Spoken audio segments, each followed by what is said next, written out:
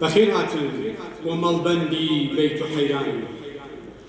یازدەهەمین فستیواڵی بەیت و حەیران لە کاتێکا دەست پێ دەکەین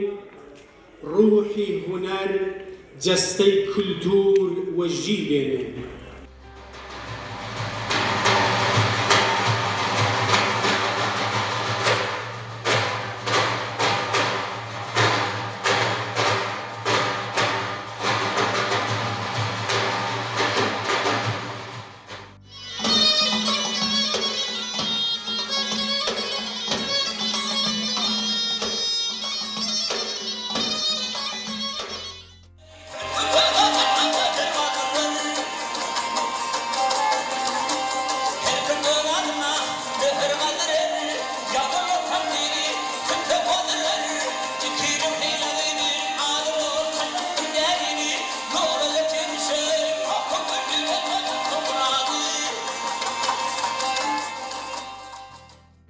دیارە ئەوڕۆ دوای تێپەڕینی سێ ڕۆژ لە فستیواڵی بەیت و حەیران لە شاری سەردەشت کە یازدەیەمین خولی ئەو فستیواڵە بوو بە سەرکەوتوانە کۆتایی پێهات و کە هەم لە ڕووی چەندایەتی هەم لە ڕووی چلۆنایەتی فستیواڵی ئەو ساڵ بەڕاستی دەکرێ بڵێین جیاوازیەکی یەکجار بەرچاوی بەخۆدی بوو لە هەردوو ڕوانگەوەکەوە بەڕاستی بەهێز بوو. دیارە کۆمەڵێکی زۆریش لە خەڵک هەم لە بەشداربووان وەکو بەشداربوو لە فستیواڵەکە هەم لە بەشی چێبڕچێ هەم لە بەشەکانی تری فستیواڵەکە بەشدار بوون کە زیاتر لە 50 کەس وەکو تاگبێژ و تاگژەنیار و هەروەها 9 گروپیش لە پارێزگە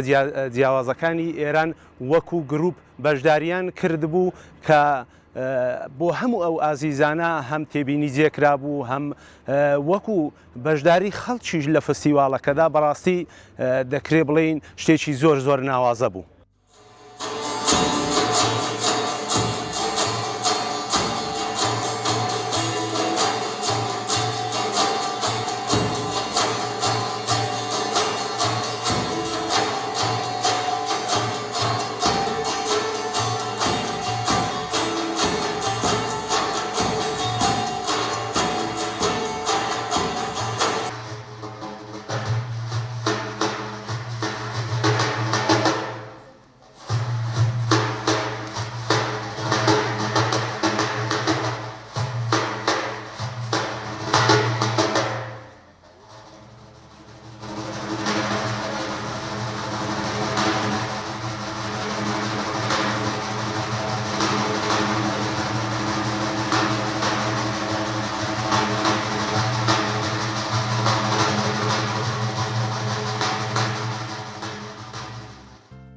من دەریا کاکەیم، خەڵکی شاری کرماشان، گۆرانینبێژی گروپی وەرمانگم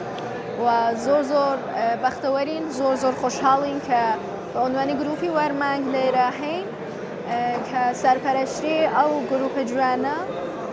هی کاک ساسانی سوفیە مامۆستای تەمیرە و ئێمە وەک گروپێک لە کرماشانەوە هاتووین کە سازەکەی خۆمان پێشکەشکەین کە سازی تەمیرەیە و زۆر بۆ ئێمە ڕاستەنایەتێکی زۆری هەیە و ئەوە کە لە جێگەی ئێرانە هاتوون بە ئێوێ بۆ وەک گروپی تۆرکەکان و کوردەکان بەلوچەکان و ئێمەش وەک گروپێک لە کرماشانەوە هاتوین کە موسیقی خۆمان تەمیرە پێشکەشتان بکەین و موسیقی تەمیرە موسیقیەکی مەحەلی و مەقامیە. هیوادارم کە ئەو پارچەیە کە ئێمە پێشکەشمان کردووە بە ئێوە بەدڵتان ببێت.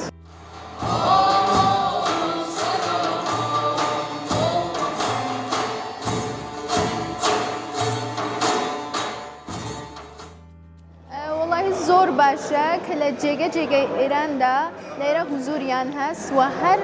قۆمێک و هەر تایفەیەک خەریکە کە موسیقی خۆی پێشکەش دەکات و ئەو فستیواڵە لە ئەوەی کە هەست زۆر جوانتری دەکات چونکە هەر قسمەتێک هەر شارێک بۆ خۆی موسیقی تایبەت بە خۆی هەیە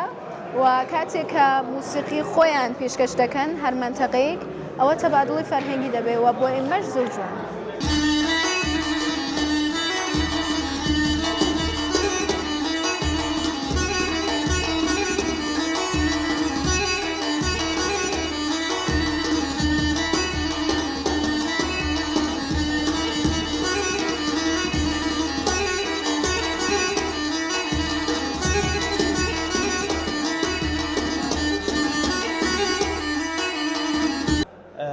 دەوری یازدەی فستیواڵی بێتوعەیران لە ڕۆژانی 11 تا 13 سەرماوەز لە سەردەشت بەڕێوە چوو. لەو دەورە لە جەشنوارەدا 406 ئەسەر واتە 47 دانە گروه و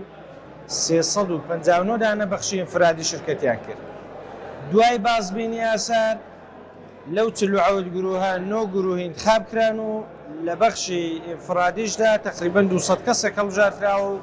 بە مەجموع 216 نەفەرێک لەو سێ ڕۆژەدا میوانی جەشنوارەی بێتوعەیران بوو. ئەو فستیواڵی بێتوعەیران دامان ناوە ئینشاڵڵا لە دەوری 12 خودی شۆڕای سیاسەتگوزاریەکەی ئەفرادێکی شناختە شودەی میلی دابنین. جودا و جریانش سەردەشت بەهۆی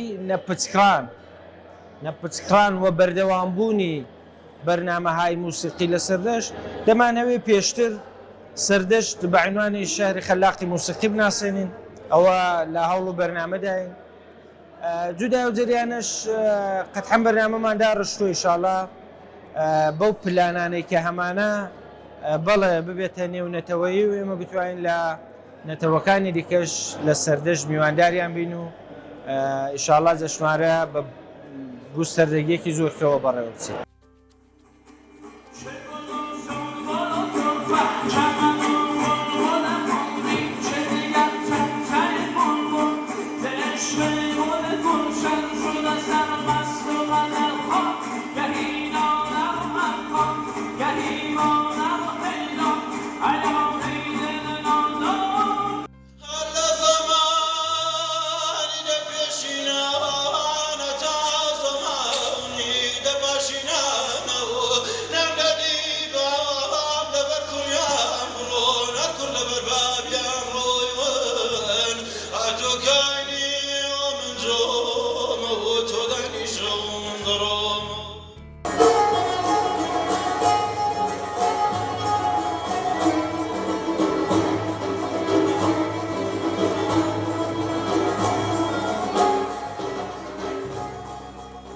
ئەو فستیواڵانە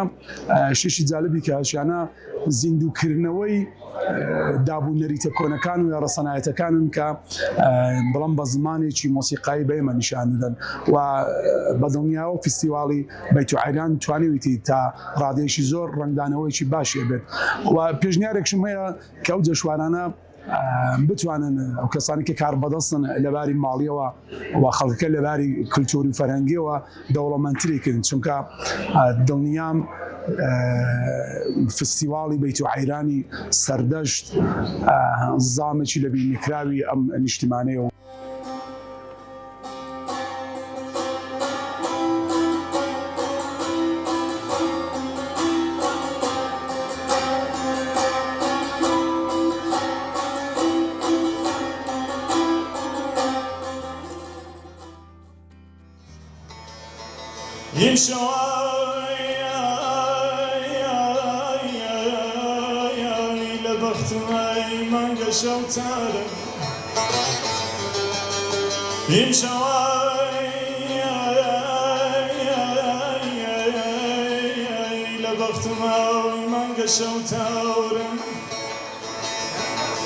بۆ هەر لای کەچمای